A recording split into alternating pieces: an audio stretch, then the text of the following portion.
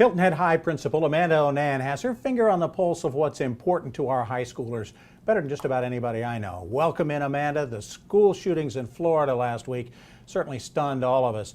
You've been looking for answers, though, to this whole situation a whole lot longer than that. Take us through the thought process you shared with parents in an email right after the Florida disaster. Right, I guess because I grew up in a time frame where school shootings have been something that you periodically hear about, and I have children of my own. It causes you to lose sleep and think, God forbid, what if something like this happens at our own school? So being from Kentucky, there was a school shooting in Kentucky, and laying in bed that night and following up with phone conference calls with principals in other states, we think about what do we do so that this doesn't happen. And so really just bottom line is I went to school the next day and I said it's a burning desire of mine to make sure that we are reminding people of what it's going to be like should this happen and what do we need to do to keep our students safe. And so really just from day one coming back from Christmas break, we've committed ourselves to making sure that just like we have monthly fire drills, that we're going to have routine drills to go over if there were an active shooter. And obviously get our faculty and our staff on that page, and to make sure our school community on that side of the island is on the same page, but also the parents and the students. And there's so much that can be done prior to the day of a school shooting that I feel like if we as a community work together, we could potentially catch what could be an awful situation. The active shooter drills that you all go through, is anybody else in the district doing? Have you shared this with other principals in the district?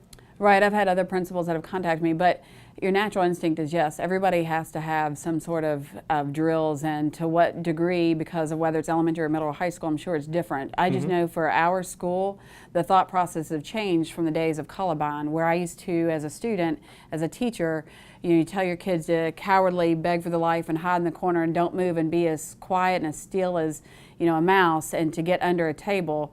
Nowadays the training is much different, that you're not going to be basically a sitting target. That we have found that unfortunately through other school shootings, using your own body and students that barricade doors and people that rush the shooter, or that different tactics that can be done can potentially save lots of lives.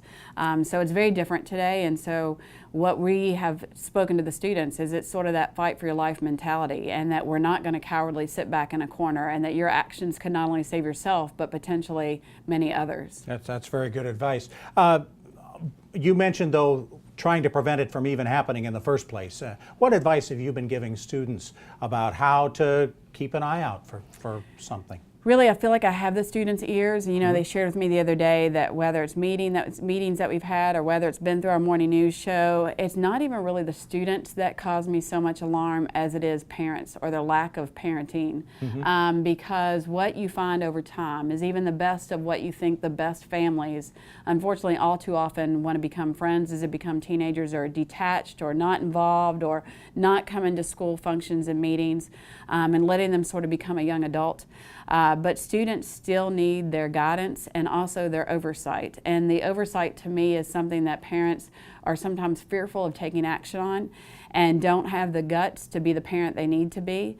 And so they have allowed students to have their own social media and these outlets without checking them, and without then checking them, but to confront their own child. Instead, they'd rather me confront their child, or another person confront their child about concerns. So we as a school community, the parents, have got to make sure that from the time these children are little, all the way through high school, they're actively engaged, but not on a friendly front, but more as a parenting front that loves their child unconditionally. And as always, if you see something, say something, right? Exactly.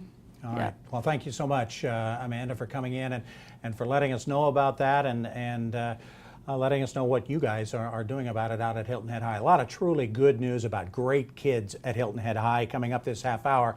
Thank you so much for joining us, and again, thanks for looking out for our kids, Amanda Onan. Thank you.